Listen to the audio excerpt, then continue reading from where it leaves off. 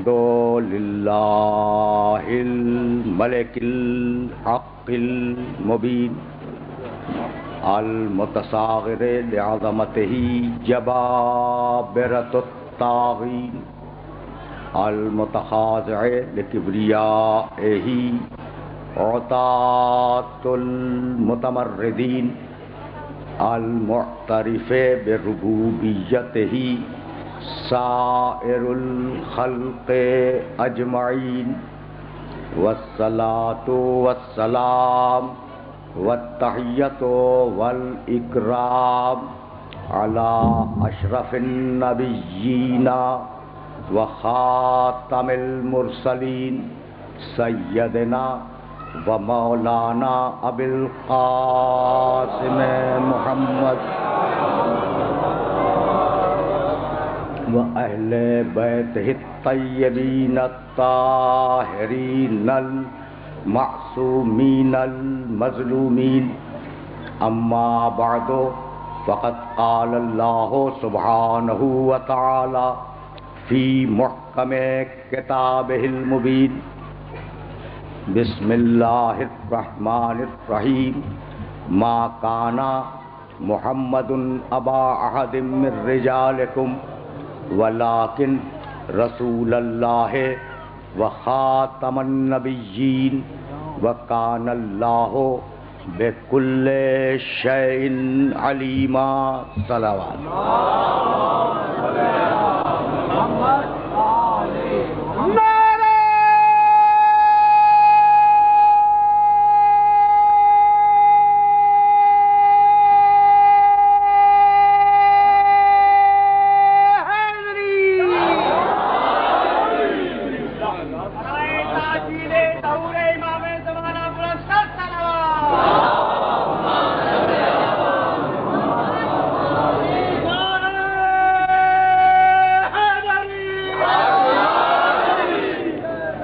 عزیزان محترم، پرسوں شب میں ہم نے جس سلسلہ گفتگو کا آغاز کیا تھا وہ سلسلہ گفتگو اس اجتماع پر اختتام پذیر ہو رہا ہے۔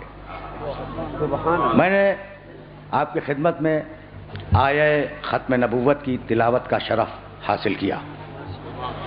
پروردگار عالم نے اس آیہ مبارکہ میں یہ ارشاد فرمایا کہ ما کان محمد ابا احد من رجالکم، محمد تمہارے مردوں میں سے کسی کے باپ نہیں ہے، ولیکن رسول اللہ و خاتم النبیین، بس وہ اللہ کے رسول ہیں اور انبیاء کے خاتم ہیں۔ یہ آیہ مبارکہ جس کی تلاوت کا شرف میں نے مسلسل حاصل کیا، اس میں اللہ نے پروردگار عالم نے پیغمبر کا نام استعمال کیا، ما کان محمد۔ پورے قرآن میں پیغمبر اکرم کا نام 4 مقامات پہ آیا ہے، لفظ محمد 4 مقامات پر ہے، اور پیغمبر کا دوسرا نام لفظ احمد کل 1 مقام پر ہے۔ تو نام لینے میں تو پروردگار نے 5 مقامات پر پیغمبر کا نام لیا، 4 محمد 1 احمد۔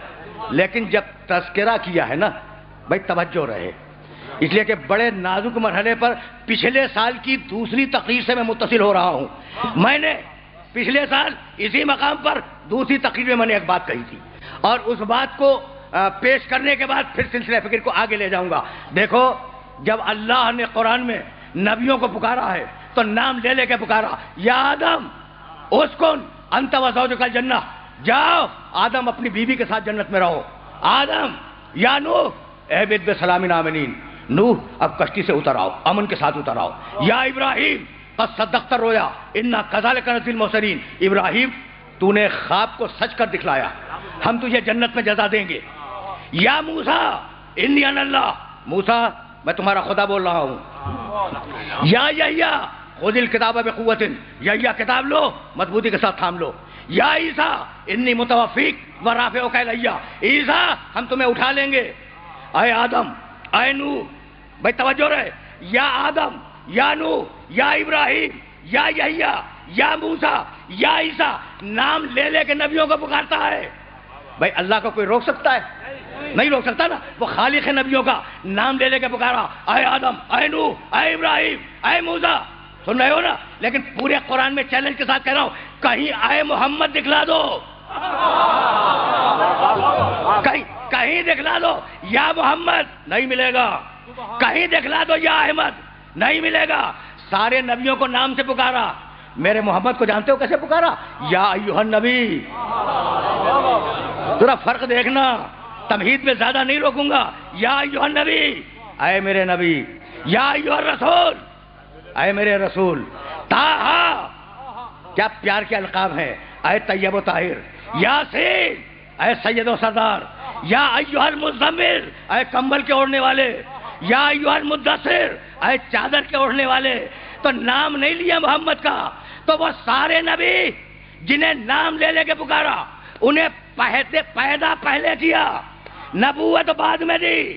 اور محمد جب پیدا ہوا تو نبوت کے ساتھ پیدا ہوا. پہنچ رہی ہے نا بات؟ بھائی سنتے جاؤ. آج تمہید میں روکوں گا نہیں. اگر یہ بات واضح ہو گئی تو ایک جملہ سنتے جاؤ. طٰہٰ، اے طیب و طاہر. یاسین، اے سید و سردار. یا ایھا المزمل، اے کمبل کے اوڑھنے والے. یا ایھا المدثر، اے چادر کے اوڑھنے والے. بھائی مجھے بتاؤ، کمبل کا رشتہ انسان کے ساتھ کتنی دیر کا ہے؟ 12 مہینے میں سے کتنی دیر کا کمبل کا رشتہ ہے؟ جب جاڑے آ جائیں جب کمبل استعمال ہوگا. بھائی یہی ہے نا؟ اچھا، اور کمبل کیا 24 گھنٹے؟ نہیں، جب بستر میں گئے جب کمبل استعمال ہوگا. اچھا بتاؤ، چادر کا رشتہ کتنی دیر کا ہے؟ کتنی دیر کا ہے چادر کا رشتہ؟ جب سردیاں ہوں باہر نکلو تو چادر اوڑھ کے نکل جاؤ، اور جب گھر میں آ جاؤ تو اتار کے رکھ دو. ٹھیک ہے نا؟ اچھا لباس تمہارے جسم پہ توجہ رہے، بہت توجہ رہے. تمہارے جسم پہ لباس ہے نا؟ اب کسی کی نگاہ ہے دوسرے کے لباس پر کہ کیا پہن کے آیا ہے؟ نہیں. بھائی ایک اجتماعی غرض ہے جو ہم سب کو اس مقام پر لے آئی ہے. تو اب مجھے کیا لینا کہ آپ نے کیا پہنا، اور آپ کو کیا لینا کہ میں نے کیا پہنا. تو نگاہ نہیں پڑتی ہے ایک دوسرے کے لباس پر. لیکن اگر کوئی محبوب ہو،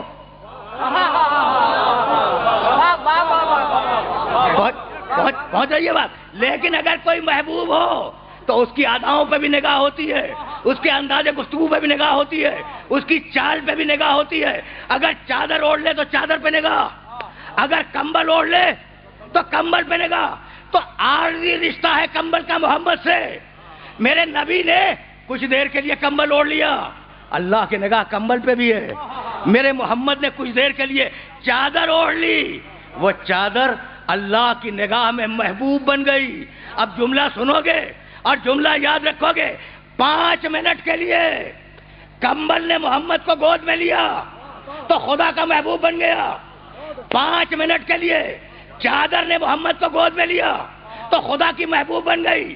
اور 12 برس ابو طالب محمد کو گود میں لیے بیٹھا رہا.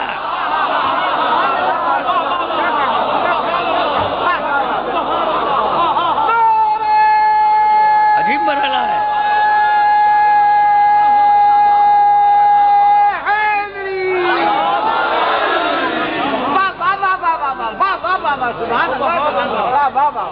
بھائی عجیب مرحلہ فکر آ گیا ہے، اور اس نازک مرحلہ فکر پر میں کیا جملہ عرض کروں. تم تو اس کے اسلام پہ بھی ابھی شک کر رہے ہو جو خدا کا محبوب ہے. جو خدا کا محبوب ہے ابھی ڈسکشن ہو رہا ہے اس کے اسلام پر. تو بات نہیں کروں گا، لیکن جب بات آ گئی تو جملہ سنتے جاؤ. پھر واپس جاؤں گا، میں پھر واپس جاؤں گا. ایک دن محمد گم ہوئے. بھائی سننا خدا کی قسم، اور یہ چھوٹا تھا واقعہ، میں واقعات بیان کرنے کا عادی نہیں ہوں، لیکن جب واقعہ آ گیا ہے نا تو سنتے جاؤ، اور یہ واقعہ تمہیں بہت کام دے گا. ایک دن ایسا ہوا مکے میں کہ نبی گم ہو گئے. اچھا بھائی سنو گے؟ دیکھو اس زمانے میں جب رسول گم ہوئے تھے تو مشرکوں نے سازش کی تھی کہ اگر محمد اکیلے مل جائیں انہیں قتل کر دو. ٹھیک؟ ابو طالب نے رسول کے ساتھ رہنا شروع کیا 24 گھنٹے. ایک دن ایسا ہوا کہ ابو طالب گھر میں رہ گئے، رسول باہر چلے گئے اور رسول گم ہو گئے. دوڑے ہوئے لوگ آئے اور کہا ابو طالب تمہارا بھتیجا گم ہو گیا ہے. بس یہ سننا تھا. بھائی سننا، یہ واقعہ تمہیں ہدیہ کر رہا ہوں اور کہیں لے جاؤں گا، آرام سے اس واقعے کو سن لینا. ابو طالب تمہارا بھتیجا گم ہو گیا. بس یہ سننا تھا کہ سارے بنی ہاشم کے جوانوں کو بلایا، اور بلانے کے بعد کہا اپنی تلواریں لاؤ. بنی ہاشم کے جوان تلواریں لائے. کہا دیکھو اپنی آستینوں میں چھپا لو ان تلواروں کو. اور یہ جو مکے کے چہار دیواری میں بڑے بڑے مشرک سردار بیٹھے ہیں نا، ان کے پہلو میں جا کے بیٹھ جاؤ۔ جوان بیٹھ گئے، اپنے غلاموں کو بلایا، ابو طالب نے اپنے غلاموں کو بلایا، کہا اپنے نیم کے لاؤ، چھوٹی تلواریں اپنی آستینوں میں رکھو، اور یہ جتنے مشرک سردار بیٹھے ہیں ان کے پہلو میں بیٹھ جاؤ، اور دیکھو میں جا رہا ہوں اپنے بھتیجے کی تلاش میں، اگر اسے لے کے آ جاؤں تو ان مشرکوں سے کچھ نہ کہنا، اور اگر میں اکیلا ہوں تو سمجھنا کہ محمد قتل ہو گیا، کچھ پوچھنے کی ضرورت نہیں ہے، تلواریں نکالنا، ان کے سینوں میں پیوست کر دینا۔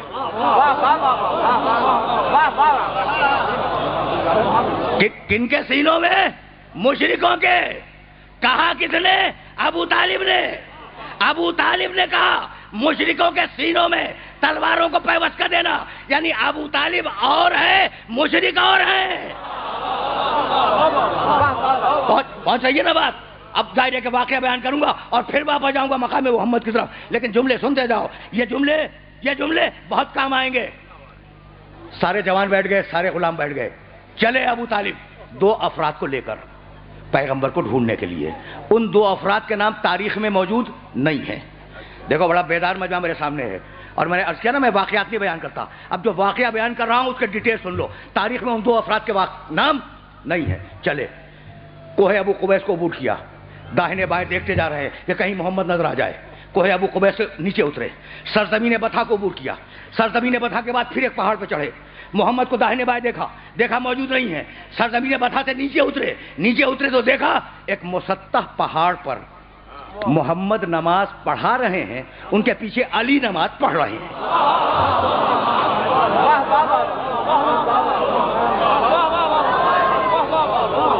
سنتے جاؤ اس لیے کہ نتیجہ نکالوں گا میں، اس واقعے سے نتیجہ نکالوں گا۔ محمد نماز پڑھا رہے ہیں، علی پیچھے کھڑے ہوئے نماز پڑھ رہے ہیں۔ اب میں پوچھوں اپنے سارے سننے والوں سے کہ گم تو دونوں ہوئے تھے، محمد بھی گم ہوئے، علی بھی گم ہوئے، لیکن ابو طالب علی کی تلاش میں نہیں گئے۔ یہ ہے حفاظت رسالت، سمجھ رہے ہو بات کو؟ علی کی تلاش میں نہیں گئے تھے، تلاش میں گئے تھے محمد کی۔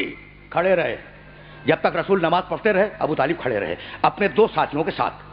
ادھر رسول کی نماز تمام ہوئی اور ادھر ابو طالب دوڑتے ہوئے محمد کے پاس گئے اور ہاتھ تھاما، اور ہاتھ تھامنے کے بعد کہا بھتیجے تو جانتا ہے کہ اگر آج تو نہ ملتا تو میں مشرکوں کا حشر کیا کرتا؟ کہا چچا نہیں معلوم۔ کہا روئے زمین کے ایک ایک مشرک کو چن کر ہلاک کر دیتا۔ سنے جاؤ اس لیے کہ یہ واقعہ تمہیں نتیجہ دے گا، روئے زمین کے، مکے کے نہیں، روئے زمین کے ایک ایک مشرک کو چن کر میں ہلاک کر دیتا۔ ابھی ابو طالب اور رسول کی باتیں ہو رہی ہیں۔ اچھا چھوٹا بچہ بھی تو ساتھ ہے نا علی؟ وہ جو 2 افراد گئے تھے انہوں نے علی کو اپنے قریب بلا لیا۔ دیکھو تم اپنے شہر میں بھی جب کسی چھوٹے بچے سے بات کرتے ہو تو اس کے لیول پہ اتر کے بات کرتے ہو، ہے نا؟ بچوں جیسی بات ہے۔ اب انہوں نے علی کو بچہ سمجھا، کہا میاں ذرا قریب آنا۔ علی قریب آ گئے، کہا یہ تم کیا کر رہے تھے؟ رسول کے پیچھے نماز پڑھ رہے تھے نا۔ کہا علی یہ تم کیا کر رہے تھے؟ جانتے ہو بچے نے جواب کیا دیا؟ کہنے لگا، بچہ کہنے لگا میں وہ کر رہا تھا جو میرا رسول کر رہا تھا، میں وہ کر رہا تھا، میں وہ کر رہا تھا جو میرا رسول کر رہا تھا۔ کہا تمہارا رسول کیا کر رہا تھا؟ کہا اللہ کی نماز پڑھ رہا تھا، میرا رسول اللہ کی نماز پڑھ رہا تھا۔ تو ایک مرتبہ شوخی میں، بچوں جیسی باتیں، شوخی میں علی سے کہنے لگے کہ تم نے نماز پڑھنے کے لیے، اللہ کی نماز پڑھنے کے لیے اپنے باپ ابو طالب سے اجازت لے لی تھی؟ تم نے نماز پڑھنے کے لیے اللہ کی اپنے باپ ابو طالب سے اجازت لے لی تھی؟ بس جیسے ہی سوال ختم ہوا بچے نے جواب دیا کہ اللہ نے مجھے پیدا کرنے کے لیے کیا میرے باپ ابو طالب سے اجازت لی تھی؟ بس سننا بھائی، سنتے جاؤ۔ ابو طالب یہ جواب سن کر مسکرائے اور مسکرا کے کہنے لگے ابو طالب کا بیٹا ہے، ابو طالب کا بیٹا ہے۔ یہ کہہ کر محمد کا ہاتھ تھاما، ساتھ چلے، سرزمین بطحا کو عبور کیا، کوہ ابو قبیس کو عبور کیا، مکے کی 4 دیواری میں آئے۔ وہ جو بڑے بڑے مشرک سردار بیٹھے تھے انہوں نے ابو طالب کے چہرے پر جلال دیکھا۔ اس مرحلے کے لیے میں نے زحمت دی تھی، اس پورے واقعے کی۔ ابو طالب کے چہرے پر جلال دیکھا، وہ بڑے بڑے سردار، مشرکوں کے سردار کہنے لگے کہ اے سردار بنی ہاشم، یہ تمہارے چہرے پر جلال کیسا؟ یہ جلال کیوں ہے؟ ابو طالب نے کہا بتاؤں کہ میرے چہرے پر جلال کیوں ہے؟ یہ کہہ کر بنی ہاشم کے جوانوں کو اشارہ کیا، تلواریں نکالو۔ بنی ہاشم کے جوانوں نے تلواریں نکالی، اپنے غلاموں کو اشارہ کیا، نیمچے نکالو۔ جوانوں نے نیمچے نکالے۔ کہا میں گیا تھا اپنے بھتیجے محمد کی تلاش میں، اگر محمد نہ ملتا تو یہ ساری تلواریں تمہارے سینوں میں پیوست ہو جاتی۔ یہ کہہ کر ابو طالب نے ایک شعر پڑھا، اور اس شعر کو اپنے سننے والوں کی خدمت میں ہدیہ کر رہا ہوں۔ علم تعلمو، کس سے کہہ رہے ہیں؟ مشرکوں سے۔ علم تعلمو انا وجدنا محمدن نبیا کموسیٰ خط ذالک فی الکتب، کیا تمہیں نہیں معلوم، مشرکو تمہیں نہیں معلوم کہ ہم نے محمد کو موسیٰ جیسا نبی پایا؟ ہم نے بھائی سننا ابو طالب کا شعر سننا۔ علم تعلمو انا وجدنا محمدن، کیا تمہیں نہیں معلوم ہم نے پایا محمد کو نبی موسیٰ جیسا، خط ذالک فی الکتب، اور ہم نے اس محمد کا تذکرہ پرانی مقدس کتابوں میں، توریت میں، انجیل میں، زبور میں پڑھا ہے۔ ایک شعر میں 3 ایمان، محمد پہ ایمان، موسیٰ پہ ایمان، آسمانی کتابوں پہ ایمان۔ بھائی بہت توجہ رہے بھائی، یہی لانا تھا سارے سننے والوں کو۔ ابو طالب نے کہا علم تعلمو، پھر سننا، علم تعلمو انا وجدنا محمدن نبیا کموسیٰ۔ ابو طالب نے کہا محمد موسیٰ جیسا نبی، محمد موسیٰ جیسا نبی۔ اب جملہ سنو گے، اور اگر جملے کو یاد رکھ سکو تو یاد رکھنا۔ ابو طالب نے اپنے شعر میں کہا محمد موسیٰ جیسا، اور سورہ مزمل میں قرآن نے کہا انا ارسلنا الیکم رسولا شاہدا علیکم کما ارسلنا الی فرعون رسولا۔ قرآن میں آیت بنی محمد موسیٰ جیسا، تو ابو طالب نے پہلے کہا، قرآن نے وہی جملہ بعد میں کہا۔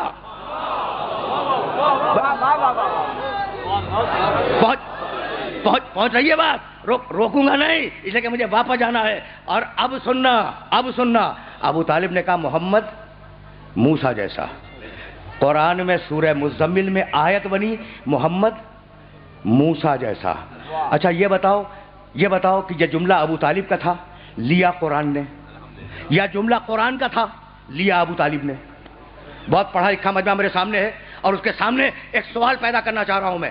ابو طالب نے کہا محمد موسیٰ جیسا، قرآن میں یہی آیت بنی محمد موسیٰ جیسا، تو جملہ یا تو ابو طالب کا ہے، قرآن نے لے لیا، یا جملہ قرآن کا ہے، ابو طالب نے لے لیا۔ تو یہ جملہ ابو طالب کا تو ہو نہیں سکتا جسے قرآن لے لے، تو مسلمان یہی کہے گا کہ بھئی جملہ قرآن کا تھا، لے لیا ابو طالب نے۔ تو اب مسلمان سے ایک سوال کروں کہ بھئی ابھی سورہ مزمل تو اترا نہیں، پہنچ گئی بات میرے محترم سننے والوں تک؟ ابھی سورہ مزمل تو اترا نہیں، تو یہ ابو طالب کو آیت کی خبر کیسے ہو گئی؟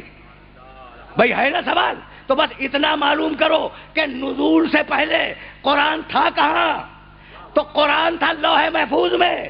تو اب ابو طالب کے اسلام پہ بات نہ کرنا، بات اس پر کرنا کہ جیسے محمد لوح محفوظ پڑھتے تھے ویسے ان کا چچا ابو طالب لوح محفوظ پڑھتا تھا۔ بھائی بہت توجہ رہے، بہت توجہ رہے، اس لیے کہ تمہید میں رکنا نہیں ہے، کہیں جانا ہے۔ تو ابو طالب نے کہا محمد موسیٰ جیسا، سن لیا نا؟ کل بھی میں نے کہا، پرسوں بھی کہا کہ اللہ اپنے حبیب پر کسی کے احسان کو برداشت نہیں کرتا۔ مسلسل ابو طالب کا احسان ہو رہا ہے محمد پر، اب کیسے اللہ برداشت کر لے کہ میرے محمد پہ احسان ہو جائے؟ اب جواب سنو گے احسان کا؟ تو ابو طالب نے کہا محمد موسیٰ جیسا، حکم آیا کہ حبیب جواب دے دے۔ ابو طالب نے کہا تو محمد موسیٰ جیسا، تو کہہ دے ابو طالب کا بیٹا ہارون جیسا۔ پہنچ رہی ہے بات؟ پر حبیب خدا ختم الانبیاء بآواز بلند نعرہ سلام۔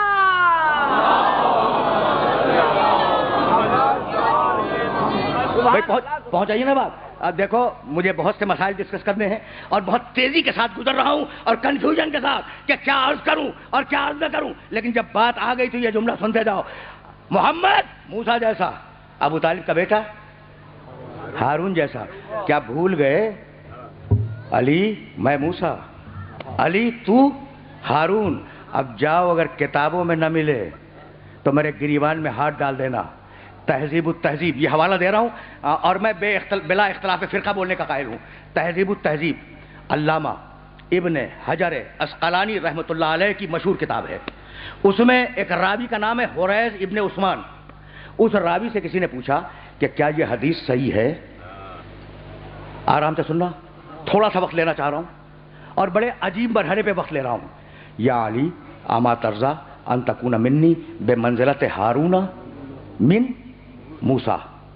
بھائی توجہ رہے, علی میں موسیٰ تو ہارون. اس سے پوچھا کیا یہ روایت صحیح ہے.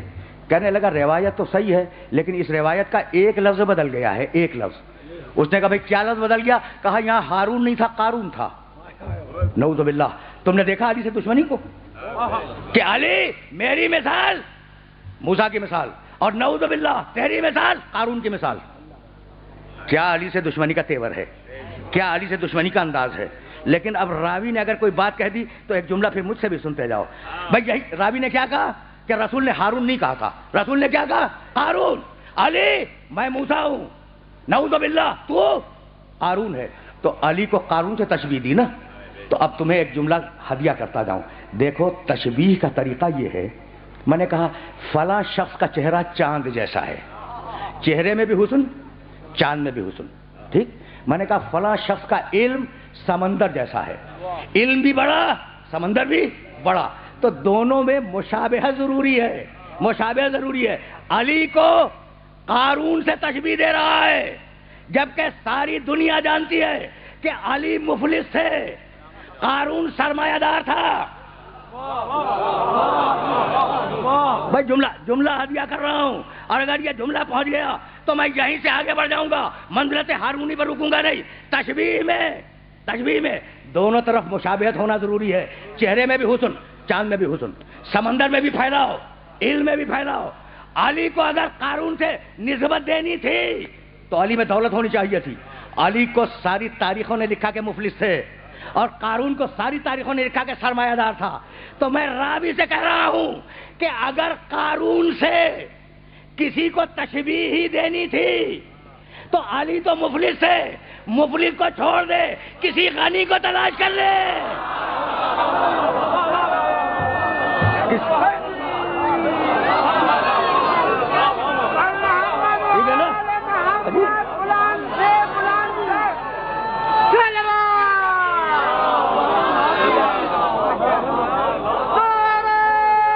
بہت توجہ رہے.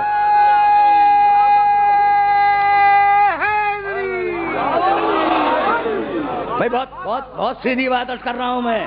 تو اب یاد رہے گا کہ یہ قارون تھا یا ہارون. لیکن اتنی بات طے ہو گئی کہ محمد کا موسیٰ ہونا اور علی کا ہارون ہونا یاروں کے دل میں کھٹک رہا تھا. تو اس روایت میں ہے کیا؟ بھائی توجہ رہے. اس لیے کہ اس روایت پہ مجھے نہیں رکنا. یہ روایت تو درمیان میں آ گئی ہے اور جانا ہے پھر مقام محمد کی طرف اور وہیں سے کہیں اور جانا ہے. بھائی اس روایت میں کیا تھا کہ دوستوں نے ہارون کو قارون بنا دیا. کوئی نہ کوئی بات تو ہے نا روایت میں. اچھا اب بات بتاؤں روایت میں کیا ہے. محمد موسیٰ, علی ہارون, اسے ذہن میں رکھنا. محمد موسیٰ ہے اپنے زمانے کے, علی ہارون ہے اپنے زمانے کے. توجہ رہے, محمد موسیٰ, علی, ہارون, اسے ذہن میں رکھنا. اور اب چلو قرآن کی طرف. فرعون کا دربار سجا ہوا ہے, فرعون اپنے تخت پہ بیٹھا ہوا ہے, داہنے موسیٰ اور ہارون کھڑے ہیں, بائیں طرف فرعون کے جادوگر کھڑے ہیں. یاد ہے نا وہ سانپ والا قصہ, فَأَلْقَوْا حِبَالَهُمْ وَعِصِيَّهُمْ. بھائی بہت توجہ رہے, اس لیے کہ قرآن کی کہانی بیان کر رہا ہوں, قرآن کی داستان بیان کر رہا ہوں. فَأَلْقَوْا حِبَالَهُمْ وَعِصِيَّهُمْ. جادوگروں نے اپنی رسیاں پھینکی, اپنی چھوٹی چھوٹی چھڑیاں پھینکی, وہ سانپ بن کر موسیٰ اور ہارون کی طرف چلی. فَأَلْقَى مُوسَىٰ عَصَاهُ. موسیٰ نے اپنا عصا پھینک دیا. فَإِذَا هِيَ تَلْقَفُ مَا يَأْفِكُونَ. اور وہ عصا اژدہا بنا اور اژدہا بن کر جادوگروں کے سانپوں کو کھا گیا. جب کھا گیا نا قرآن ہے، کہانی نہیں. جب کھا گیا فَأُلْقِيَ السَّحَرَةُ ساجدین، تو سارے جادوگر سجدے میں گر گئے اور کلمہ پڑھنے لگے. آمنا برب العالمین، رب موسیٰ و ہارون. ہم رب العالمین پہ ایمان لائے جو موسیٰ کا بھی رب ہے، ہارون کا بھی رب ہے. توجہات مبذول رہیں، اب اس سے آگے نہیں جاؤں گا. یعنی موسیٰ کی قوم میں جو کلمہ تھا قرآن کی روشنی میں، اس میں 3 شخصیتیں تھیں، رب العالمین، موسیٰ، ہارون. اگر دنیا علی کو ہارون مان لے تو کلمہ محمد رسول اللہ پہ ختم نہیں ہوگا، علی ولی اللہ بھی ضروری ہوگا. پہنچ رہی ہے؟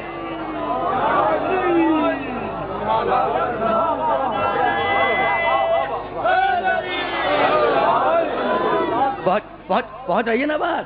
پہنچ رہی ہے بات؟ بھائی توجہات مبذول رہے، رکنا نہیں ہے.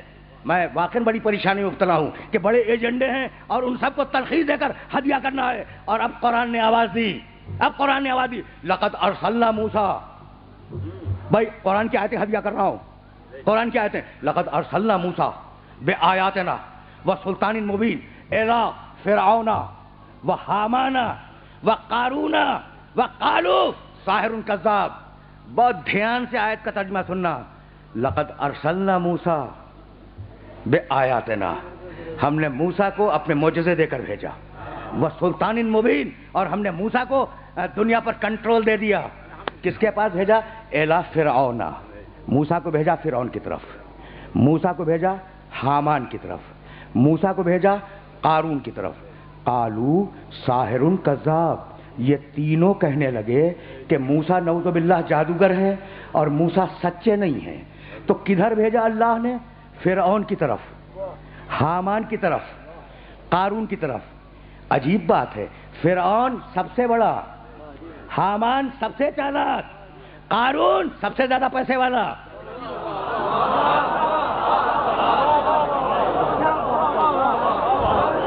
بھائی آیت ہے نا، آیت ہے قرآن کی. یعنی عجیب کمال ہے. بھائی میں اپنی طرف سے کچھ نہیں یاد کر رہا ہوں. عجیب کمال ہے، عجیب کمال. جاؤ دیکھو نا قرآن میں آیت ہے یا نہیں. لقد ارسلنا موسیٰ بآیاتنا وسلطان مبین الی فرعون وحامان وقارون. ہم نے موسیٰ کو فرعون کے پاس بھیجا، سب سے بڑا ہے. حامان کے پاس بھیجا، بہت چالاک ہے.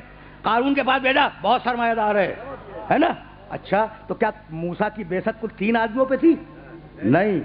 فرعون ہے اقتدار کا نمائندہ، حامان ہے دانشوری کا نمائندہ، قارون ہے سرمایہ داری کا نمائندہ. اور یہی 3 طاقتیں ہمیشہ نبیوں کی مخالفت کرتی ہے. بھائی توجہ رہے.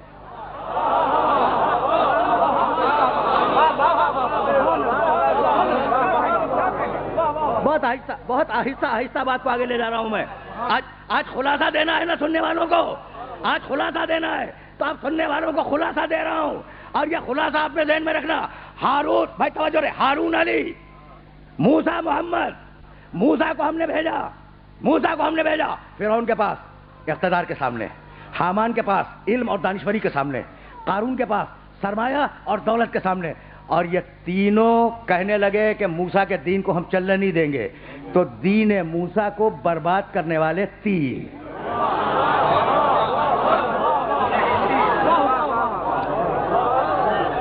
پہنچ رہی ہے بات؟ اچھا بھائی میرے دوستو، میرے عزیزو، اب ظاہر ہے کہ دیکھو آدھا گھنٹہ تو میں نے تمہارا لے لیا نا، اور آدھا گھنٹہ اور لوں گا. اب میں پوچھنا چاہ رہا ہوں کہ اب تم مجھے بتا دو کہ 3 ہیں دین موسیٰ کے برباد کرنے والے. 3، ٹھیک ہے نا؟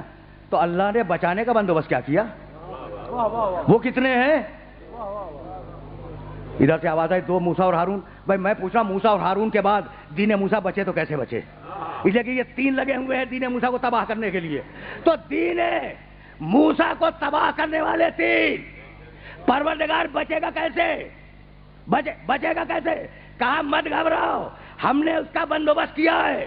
بھائی بہت توجہ رہے. سورہ اعراف میں آواز دی وَجَعَلْنَا مِن قَوْمِ مُوسَىٰ أُمَّةٌ وَبِهِ يَعْدِلُونَ وَقَطَّعْنَاهُمْ اثْنَتَا عَشَرَةَ أَسْبَاطًا أُمَمًا. ہم نے موسیٰ کے دین کو بچانے کے لیے 12 رکھے ہیں.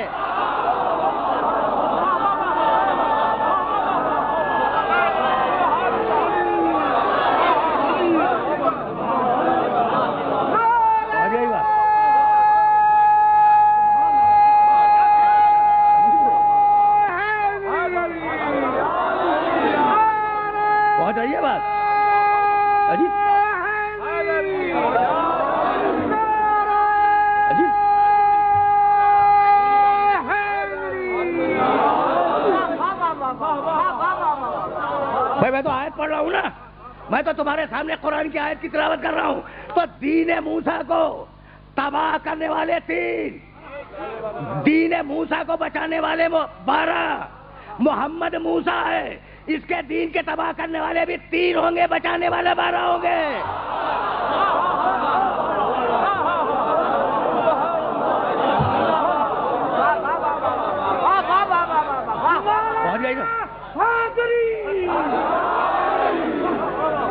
پہنچ گئی بات میرے محترم سننے والوں تک پہنچ گئی. اور واقعہ یہ، جاؤ دیکھو نا تاریخ اسلام کو، واقعہ یہ ہے کہ پیغمبر اکرم کے بڑے دشمن 3 ہی تھے، ابو جہل، ابو لہب، عاص ابن وائل سہمی. پہنچ گئی بات؟ پہنچ گئی نا؟ پیغمبر کے بڑے دشمن 3 ہی تھے. سب سے بڑا دشمن ابو جہل، پھر ابو لہب، پھر عاص ابن وائل سہمی، بہت مشہور دشمن ہے پیغمبر کا. اور ان تینوں نے نعوذ باللہ پیغمبر کو ابتر کہا تھا، جس کے جواب میں سورہ کوثر نازل ہوا. لیکن میں کیا کروں کہ ان 3 بڑے دشمنوں میں ابو جہل، ابو لہب، عاص، پروردگار نے ابو جہل کے خلاف پورا کوئی سورہ نازل نہیں کیا، عاص کے خلاف، تیسرے کے خلاف پورا کوئی سورہ نازل نہیں ہوا. جو بھی غصہ پروردگار کا نکلا وہ دوسرے پہ نکلا.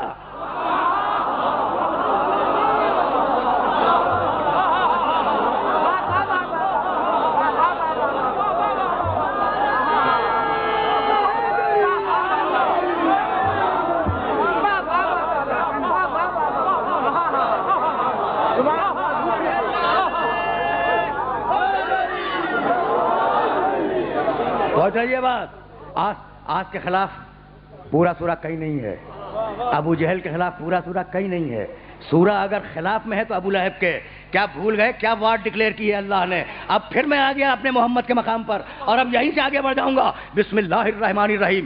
تبت یدا ابی لہب وتب ما اغنی عنہ مالہ وما کسب سیصلی نارا ذات لہب وامرأتہ حمالۃ الحطب فی جیدہا حبل من مسد.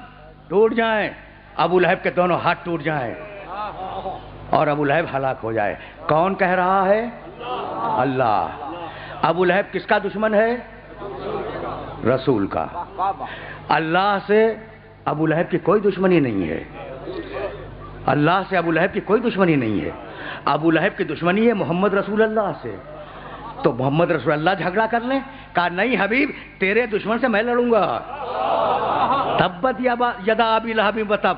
ابو لہب کے دونوں ہاتھ ٹوٹ جائیں، ابو لہب ہلاک ہو جائے. ما اغنی عنہ مالہ وما کسب. اس کا مال اس کے کام نہ آئے، اس کی اولاد اس کے کام نہ آئے. سیصلی نارا ذات لہب. ان قریب ہم ابو لہب کو بھڑکتی ہوئی آگ میں پھینک دیں گے. وامرأتہ حمالۃ الحطب. اس کی بیوی نہیں، اس کی عورت، بیوی نہیں، اس کی عورت لڑانے والی ہے، عیب ڈھونڈنے والی ہے، ایک کو دوسرے سے لڑا دینے والی ہے. اس کے گلے میں رسی کا پھندا ہوگا. بھائی عجیب کمال ہے، سگا چچا ہے، کمال ہے.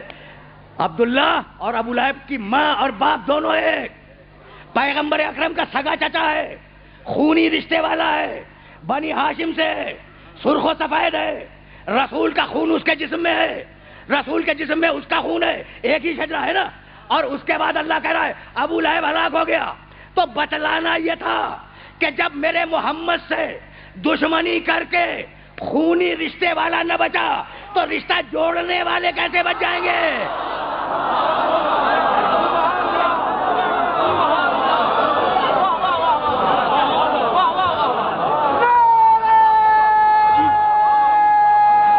پہنچ رہی ہے بات؟ پہنچ رہی ہے.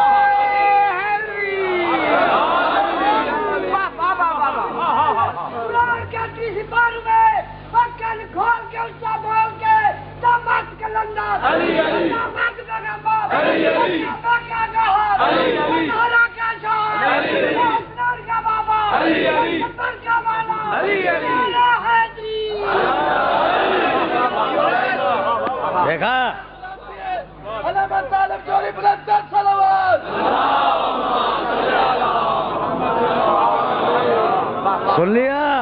سن لیا یہ ہے میرے نبی کی شان، یہ ہے میرے نبی کی شان.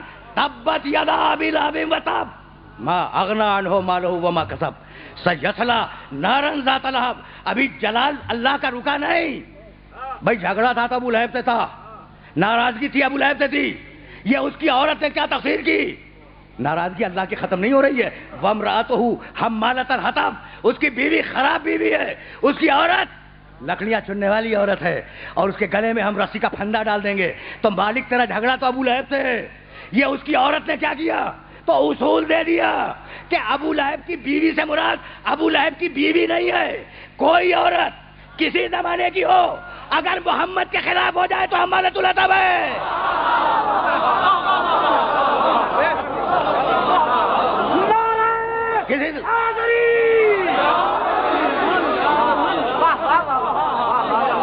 پہنچ رہی ہے بات؟ اچھا, کیا کمال کا جلال ہے, کیا کمال کا غصہ ہے. سن چکے اور میں پڑھ چکا, لیکن سنو بات سنو. کیا کمال کا جلال ہے. ابو لہب کس کا دشمن؟ رسول کا. جھگڑا کس نے کیا؟ اللہ نے. ٹھیک ہے نا. اور اب جاؤ, تمہارے بچوں تک کو سورہ یاد ہوگا, بسم اللہ الرحمن الرحیم, قل یا ایھا الکافرون لا اعبد ما تعبدون. حبیب کافروں سے تم بات کرو, قل تم بات کرو. کافر کس کا دشمن؟ خدا کا. بات کون کرے؟ محمد. تو اصول بن گیا کہ محمد کے دشمن سے خدا جھگڑے, خدا کے دشمن سے محمد لڑائی کرے.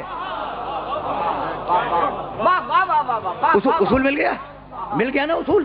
بھائی یہی لانا تھا بس. دیکھو کیا کمال کا پیکٹ ہے, کیا کمال کا معاہدہ ہے اللہ میں اور محمد میں.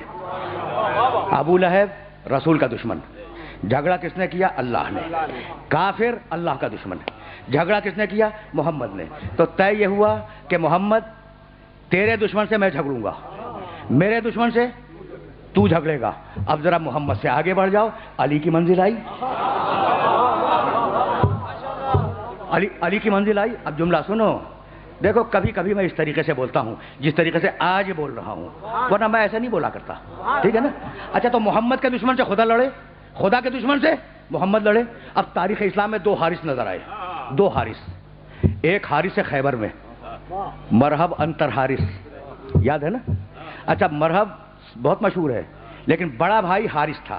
حارث مرہب انتر, مرہب بھی دوسرا ہے اپنی ترتیب میں, دوسرا بھائی ہے, اور انتر تیسرا بھائی ہے. ٹھیک. تو مرہب کی شہرت اتفاق سے زیادہ ہو گئی, لیکن بڑا بھائی ہے حارث, ہے نا.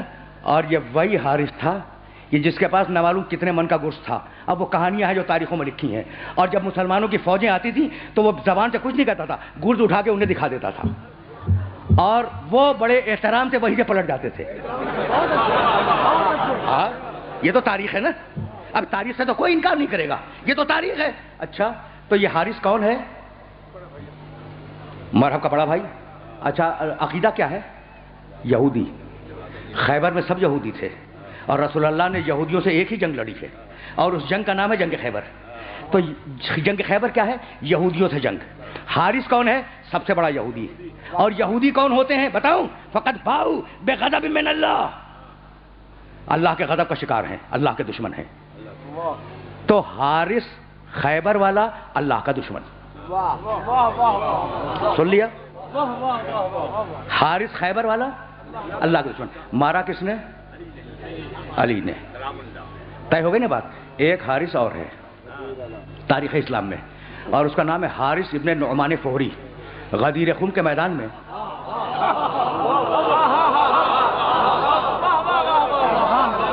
دیکھو, بڑا پڑھا لکھا مجمع میرے سامنے ہے نا, بہت پڑھے لکھے لوگ اور بڑے بیدار لوگ بیٹھے ہوئے ہیں.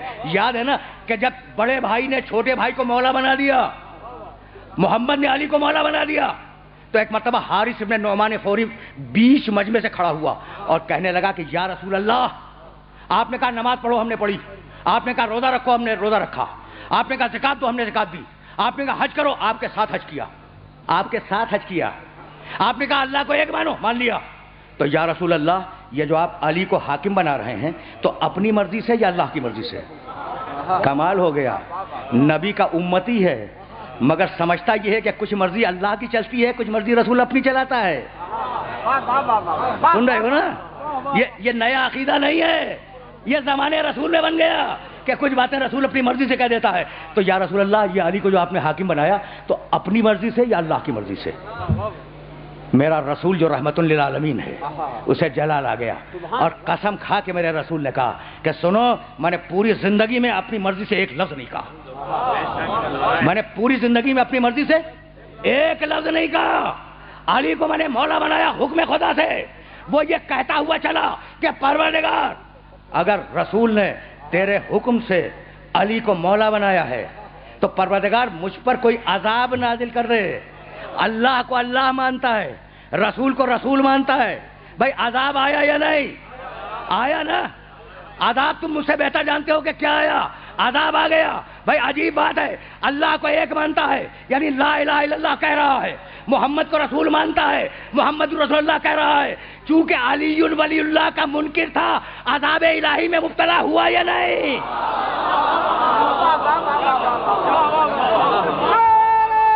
بس میں نے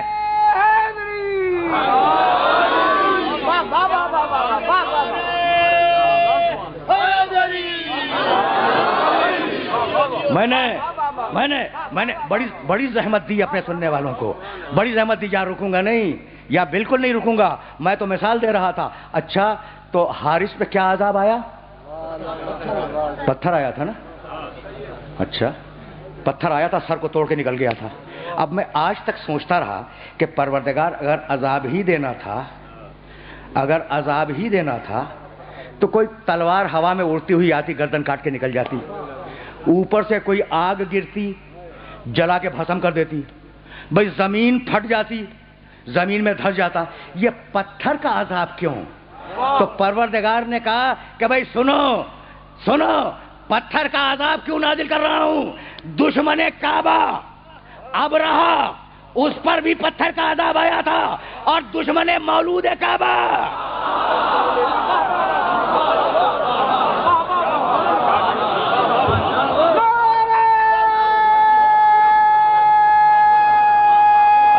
عجیب مرحلہ ہے۔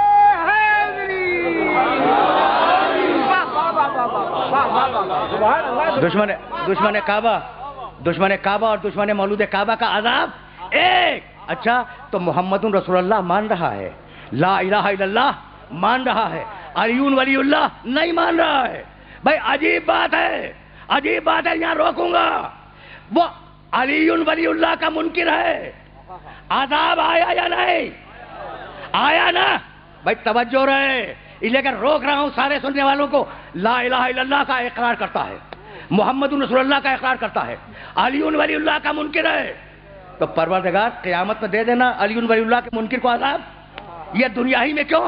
اچھا تو ابو جہل تو لا الہ الا اللہ کا منکر تھا، اس پر دنیا میں عذاب کیوں نہیں آیا؟ اور ابو لہب محمد رسول اللہ کا منکر تھا، اسے دنیا میں عذاب میں مبتلا کیوں نہیں کیا؟ یہ علی ولی اللہ کے منکر کو کیوں عذاب میں مبتلا کیا؟ تو بتلانا یہ تھا کہ توحید کے منکر کو قیامت میں سزا دوں گا، رسالت کے منکر کو قیامت میں سزا دوں گا، ولایت کے منکر کو یہاں بھی ذلیل کروں گا، وہاں بھی ذلیل کروں گا۔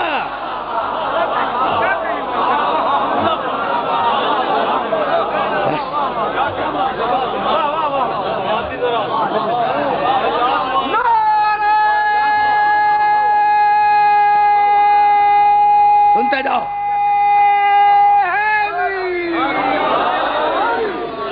میں کیا کمال کی بات ہے، کیا کمال کی بات ہے۔ تو غدیر والا حارث خدا کا دشمن ہے یا علی کا؟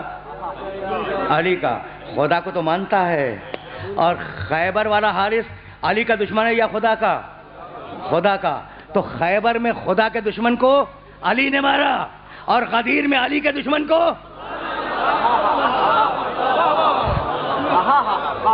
اب اصول مل گیا، اب اصول مل گیا کہ علی کے دشمن کو خدا مارے، خدا کے دشمن کو علی مارے۔ بھائی جاؤ تاریخ میں دیکھو، علی کی زندگی میں دو فرقے پیدا ہوئے، ایک خارجی ایک نصیری۔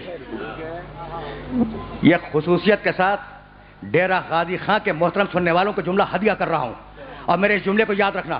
علی کی زندگی میں دو فرقے پیدا ہوئے، ایک خارجی ایک نصیری۔ خارجی کون؟ جو علی کو کافر سمجھتے تھے، اور بڑے نمازی تھے، بڑے پرہیزگار تھے، بڑے روزہ دار تھے، خدا کے دوست، علی کے دشمن. خدا کا سجدہ کریں, علی کو کافر سمجھیں. نصیری علی کو خدا سمجھیں, علی کے دوست, خدا کے دشمن. بھائی ہے یا نہیں ہے نا؟ اب تم سے بہتر کون سمجھے گا؟ رکنا نہیں ہے, مجھے جانا کہیں اور ہے. میرے پاس کل 15 دقیقے ہیں, ان 15 دقیقوں میں بات کو مکمل کروں گا. خارجی علی کو کافر سمجھیں, علی کے دشمن خدا کے دوست. نصیری علی کے دوست, خدا کے دشمن. جاؤ جتنی تاریخیں ملیں ان سب کو دیکھ لو. علی نے خارجیوں کو چھوڑ دیا, جنگیں ہوئی لیکن جو پکڑے گئے انہیں چھوڑ دیا, اور نصیری کو جلا دیا. کیا کمال کی بات ہے, کیا کمال کی بات ہے. علی نے اپنے دشمن کو چھوڑ دیا. بھائی عجیب بات ہے, خدا کے دشمن کو جلا دیا. بھائی عجیب بنا. پھر میں عرض کر رہا ہوں, نصیری علی کا دوست, نصیری علی کا دوست, خدا کا دشمن, علی نے جلایا یا نہیں؟ خارجی خدا کا دوست, علی کا دشمن, خارجی کو چھوڑا یا نہیں؟ تو اب عدل الہی کا تقاضا یہ, اللہ کے عدل کا تقاضا یہ کہ علی میرے دشمن کو تو نے جلایا تھا, تو اب قیامت میں تیرے دشمن کو میں جلاؤں گا.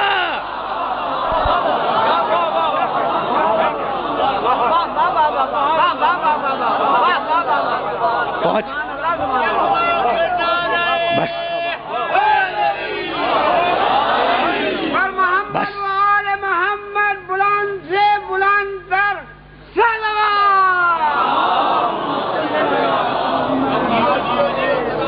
بس میرے دوستو, میرے عزیزو, اب تقریر طویل نہیں ہوگی, گفتگو کو روک رہا ہوں. میرے محمد کا مقام سمجھ میں آ گیا, اور اگر میرے محمد کا مقام سمجھ میں آ گیا تو میرا علی بھی سمجھ میں آ گیا ہوگا. اچھا دیکھو میرا محمد کتنا بڑا محمد ہے, اور خدا کی قسم دنیا میں جتنے بھی مسلمان ہیں میں ان کی توفیقات کے لیے دعا مانگتا ہوں. آج مسلمان گرمیوں میں روزے رکھتا ہے نا, گرمیوں میں حج کے لیے جاتا ہے, صبح کی نماز کے لیے آنکھیں ملتا ہوا اٹھتا ہے, جیسے تیسے وہ زکات دیتا ہے. بھائی میں نے مسلمان سے پوچھا یہ نمازیں؟ بس دیکھو میرے محمد کا مقام دیکھو, اور مجھے اجازت دے دو, اب زیادہ زحمت سماعت نہیں دوں گا. یہ گرمیوں کے روزے, کہا کہ ہاں ہمیں جنت چاہیے. اچھا جنت چاہیے, گرمیوں کے روزے کیوں رکھ رہے ہو؟ کہا جنت کے لیے. بھئی یہ صبح کی نماز آنکھیں ملتے ہوئے, کہا جنت کے لیے. میاں یہ حج, کہا جنت کے لیے. بھائی میں نے پوچھا جنت ہے بھی یا نہیں, یہ رکھے جا رہے ہو روزے؟ کہا کہ نہیں جنت تو ہے, جنت تو ہے. میں نے کہا بھائی دلیل؟ کہا سچے نبی نے کہا کہ جنت ہے, اور سچے نبی نے وعدہ کیا ہے کہ اگر نماز پڑھو گے جنت دوں گا, اگر روزہ رکھو گے جنت دوں گا, اگر حج کرو گے جنت دوں گا, اگر زکات ادا کرو گے جنت دوں گا. تو چونکہ سچے نبی نے کہہ دیا کہ جنت ہے, اور نماز روزے حج زکات سے ملے گی, اس لیے ہم نماز بھی پڑھتے ہیں, روزہ بھی رکھتے ہیں. تو سچے نبی کے وعدے پر مسلمان آج تک نمازیں پڑھ رہا ہے. اس سچے نبی نے پوری زندگی میں کل 2 ہی تو وعدے کیے, کل 2 ہی تو وعدے کیے. ذوالعشیرہ میں کہا جو میری مدد کرے گا اسے خلافت دوں گا, اور امت سے کہا جو عبادت کرے گا اسے جنت دوں گا. تو اگر پہلا ہی پورا نہ ہوا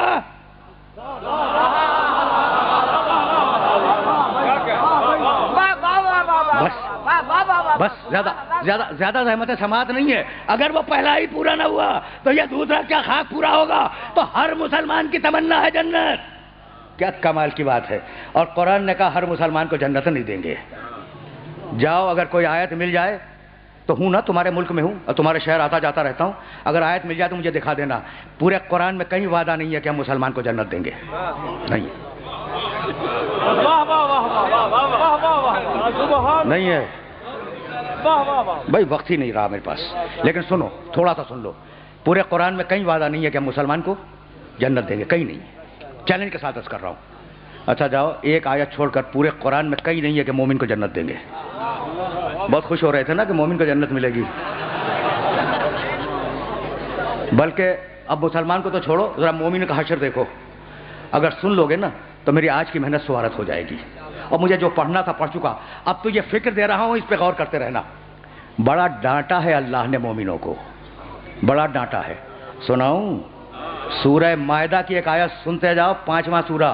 یا ایھا الذین آمنوا من یرتد منکم عن دینہ فسوف یأتی اللہ بقوم یحبهم ویحبونہ، اے مومنو اگر تم میں سے کوئی مرتد ہو جائے تو ہمیں پرواہ نہیں ہے۔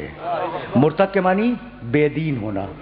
اللہ کہہ رہا ہے اے مومنو تم میں سے اگر کوئی مرتد ہو جائے تو ہمیں پرواہ نہیں ہے۔ تو ہوئے ہوں گے نا کچھ مرتد؟ کیسا ڈانٹا، کیسا ڈانٹا بھائی، خدا کی قسم آیات میں بڑی گنجائش تھی لیکن میرے پاس دامن وقت میں گنجائش نہیں ہے، پھر کبھی صحیح ہوئے ہوں گے نا۔ یہ ہے مومن کا حشر۔ اور سناؤں سورہ حجرات 49واں سورہ ہے، اس کی پہلی اور دوسری آیت آرام سے سن لو۔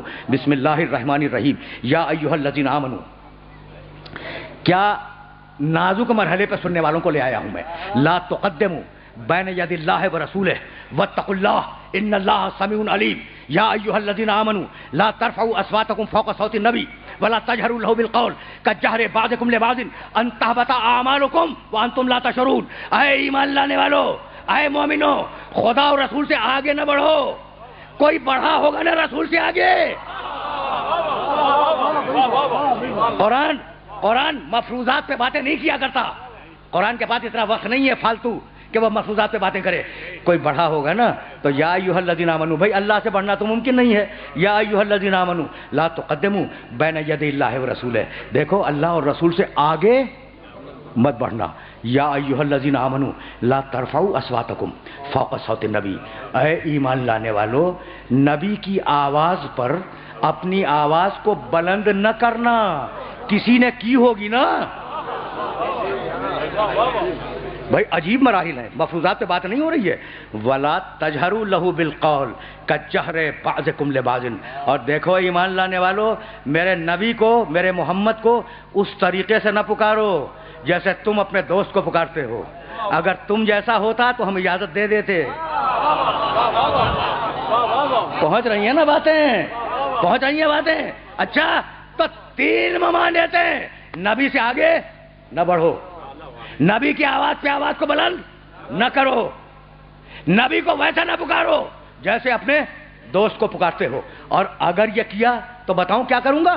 ان تحبط اعمالکم وانتم لا تشعرون، تمہاری پڑھی ہوئی نمازیں تمہارے منہ پہ مار دوں گا، تمہارے رکھے ہوئے روزے تمہارے منہ پہ مار دوں گا، تمہارا کیا ہوا حج تمہارے منہ پہ مار دوں گا۔ یعنی اگر نبی سے آگے بڑھ گئے تو نماز باطل ہے۔ بھائی اس سے زیادہ وعدہ نہیں کر سکتا۔ اگر نبی سے آگے بڑھ کے نماز پڑھ لی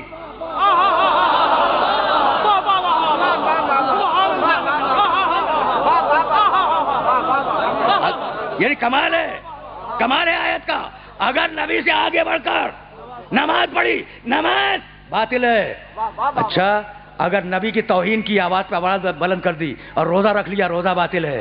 تو کتنا ڈانٹا ہے مومنوں کو، ڈانٹ دیا نا مومنوں کو۔ اچھا تو چیلنج کر رہا تھا میں کہ جنت مسلمان کی نہیں۔ اچھا ایک آیت چھوڑ رہا ہوں کبھی پھر صحیح، جنت مومنوں کی بھی نہیں، ڈانٹ رہا ہے مومنوں کو۔ اب کس کی بتاؤں؟ اعدت للمتقین۔ بس میری تقریر تمام ہو گئی۔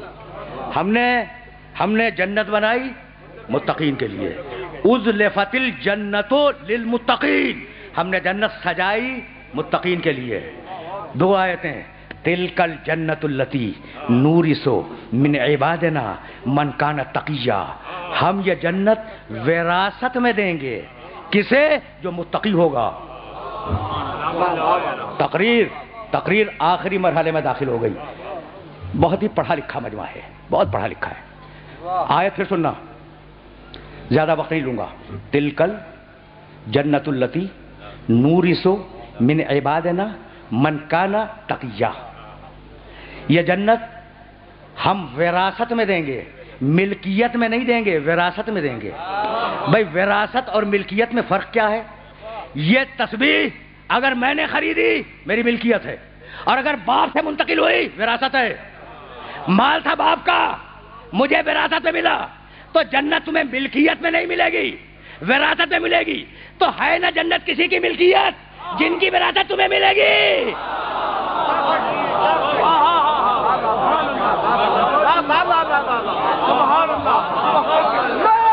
بہت سیدھی بات ہے نا؟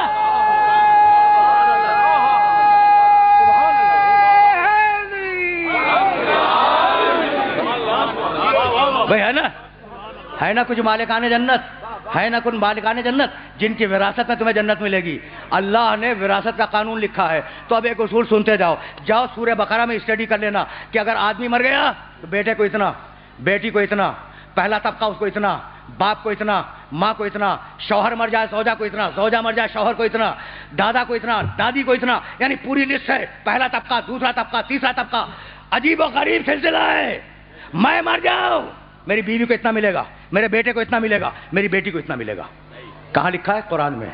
مال میرا، وارث بنائے اللہ. بس میری تقریر تمام ہو گئی. خدا کی قسم میری تقریر تمام ہو گئی. مال میرا، مرا میں، کمایا میں نے، ملکیت میری، مر گیا میں، وارث بنائے اللہ.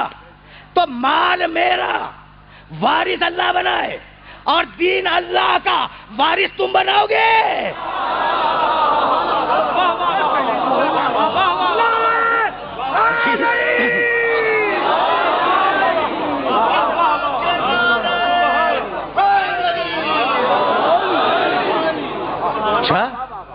اچھا بس میری تقریر تمام ہو گئی، میری تقریر تمام ہو گئی. اب اس سے زیادہ زحمت سماعت نہیں ہے. تو ہے نا کچھ مالکان جنت. تو وہ بیوی جس کے سلسلے میں یہ 3 روزہ اجتماعات میں آپ نے شرکت کا شرف حاصل کیا، اس بیوی کے سلسلے میں ایک حدیث تو سنتے جاؤ نا میرے نبی کی، اور بات مکمل ہو جائے. اب مالکان جنت کا تعارف محمد نے کرایا. قرآن نے کہا جنت کے مالک ہیں. محمد نے کہا ان فاطمہ سیدۃ اہل الجنہ. فاطمہ جنت والوں کی سردار ہے. دوسری روایت ان فاطمہ سیدۃ نساء العالمین، فاطمہ عالمین کی عورتوں کی سردار ہے. بھائی مجھے معاف کر دینا. تیسری روایت ان فاطمہ سیدۃ نساء اہل الجنہ، فاطمہ جنت کی عورتوں کی سردار ہے. یعنی جتنی عورتیں جنت میں ہوں گی ان سب کی ملکہ اور سردار فاطمہ ہوگی. تو قیامت تک کی کوئی بھی عورت فاطمہ کی کنیز بن کر تو جنت میں جا سکتی ہے، فاطمہ سے جھگڑا کر کے جنت میں نہیں جا سکتی.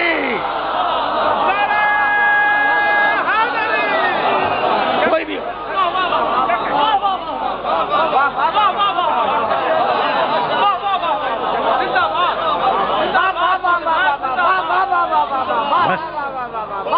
بس میں اپنے محترم سننے والوں کو اب اس سے زیادہ زحمت سماعت نہیں دوں گا. ان فاطمہ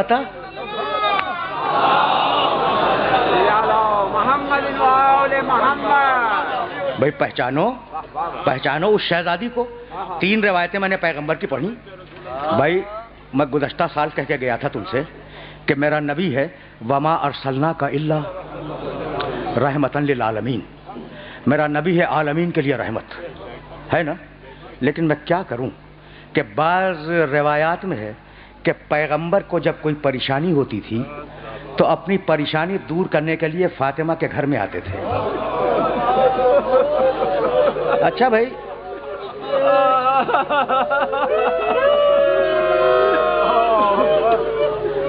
کبھی پھر صحیح جنت کے سلسلے میں میرے معروضات تفصیلی تھے. انشاءاللہ پھر صحیح. اتنا طے ہو گیا کہ اس بیوی کے وسیلے سے جنت ملے گی. اچھا کیا بھول گئے البنون نعمت والبنات رحمت. بیٹے نعمت ہیں، بیٹیاں رحمت ہیں. یہ تو محاورہ ہے نا ہماری زبانوں کا. بیٹیاں رحمت ہیں. اگر کسی کے گھر میں مسلسل بیٹیاں پیدا ہو جائیں اور وہ پریشان ہونے لگے تو تسلی یہی دی جاتی ہے کہ بھئی مت گھبراؤ، بیٹیاں تو رحمت ہیں. رسول نے کہا ہے بیٹیاں رحمت ہیں. تو آپ کی بیٹی آپ کے لیے رحمت، میری بیٹی میرے لیے رحمت ہے نا. اس لیے کہ میرے نبی نے کہہ دیا کہ بیٹی رحمت ہے. اب کچھ سمجھ میں آئی فاطمہ؟ وما ارسلناک الا رحمت للعالمین. جو عالمین کے لیے رحمت ہو وہ محمد، اور جو محمد کے لیے رحمت ہو وہ فاطمہ.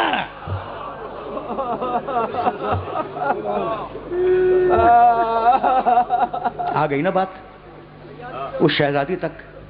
تو اب دیکھو گھنٹہ تو مکمل ہو گیا اور بات اب شہزادی تک آئی ہے.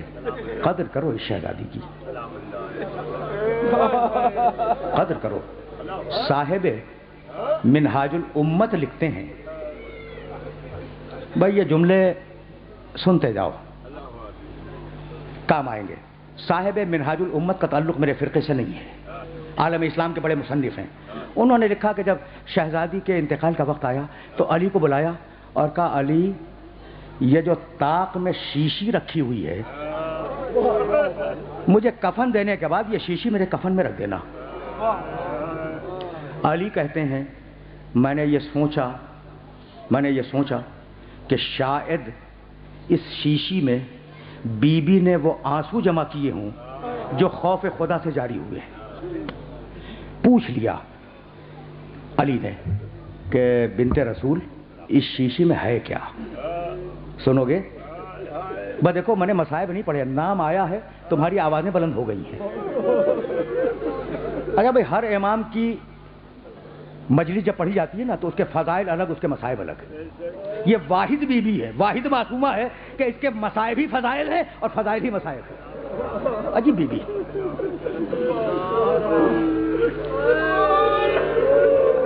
کہا وہ شیشی، ابو الحسن علی یہ شیشی میرے کفن میں رکھ دینا۔ کہا بنت رسول اس شیشی میں ہے کیا؟ فتنفست السعداء، بیوی نے ٹھنڈی سانس لی اور کہنے لگی کہ یا علی تم نے یہ پوچھ کر شادی کا زمانہ یاد دلا دیا۔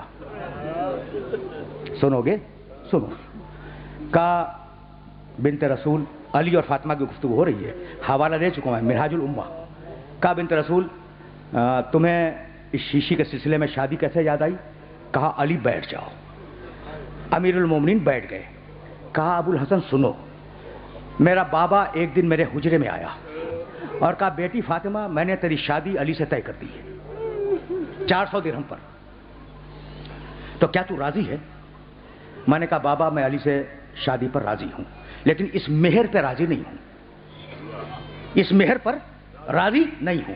میرا بابا، شہزادی کی روایت ہے، پریشانی کے عالم میں میرے حجرے سے نکلا، ابھی اس نے داہنا پاؤں میرے حجرے کا باہر رکھا تھا کہ جبریل آئے اور کہا اللہ کے رسول اللہ نے آپ کو سلام کہا ہے اور کہا ہے کہ اگر شہزادی اس مہر پہ راضی نہیں ہے تو ہم نے اس ساری دنیا کی نہریں اور ساری دنیا کے دریا اس کے مہر میں لکھ دیے۔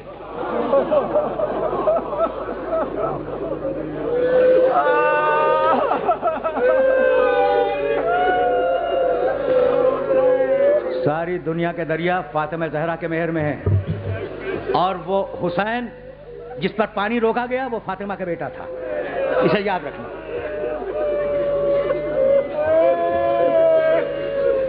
بس اب اس سے زیادہ زحمت نہیں دوں گا۔ پیغمبر پلٹے اور کہا بیٹی اللہ نے ساری دنیا کے دریا اور ساری دنیا کے نہریں تیرے مہر میں رکھ دی، اب تو راضی ہے؟ میں نے کہا، بی بی کہتی میں نے کہا کہ بابا میں علی سے شادی پر راضی ہوں لیکن اس مہر پہ راضی نہیں ہوں۔ میرا بابا پھر پلٹا اور دائنا پاؤں حجرے کے باہر رکھا، جبریل پھر آئے، کہا یا رسول اللہ اللہ نے سلام کہا ہے اور کہا ہے کہ اس زمین پر جتنے پہاڑ جتنے معدن ہیں وہ میں نے بی بی کے مہر میں لکھ دیے، کہہ دیں اس سے کہ وہ اس کا مہر ہے۔ رسول پلٹے، کہنے لگے فاطمہ اللہ نے سارے پہاڑ اور سارے معادن کانیں ساری وہ تیرے مہر میں لکھ دی، کیا تو راضی ہے؟ کہا بابا میں اس مہر پہ راضی نہیں ہوں، علی سے شادی پہ راضی ہوں، اس مہر پہ راضی نہیں ہوں۔ رسول پھر پلٹے، جبریل پھر آئے اور کہا یا رسول اللہ اللہ نے کہا ہے کہ اگر فاطمہ اس مہر پہ بھی راضی نہیں ہے تو ہم نے پوری زمین اس کے مہر میں لکھ دی۔ رسول خوش ہو کے پلٹے، کہا بی بی اب تو راضی ہے نا، اللہ نے پوری زمین تیرے مہر میں لکھ دی؟ کہا بابا میں علی سے شادی پہ راضی ہوں، اس مہر پہ راضی نہیں ہوں۔ رسول بیٹھ گئے، کہا بی بی تو اپنے مہر میں چاہتی کیا ہے؟ سنو گے؟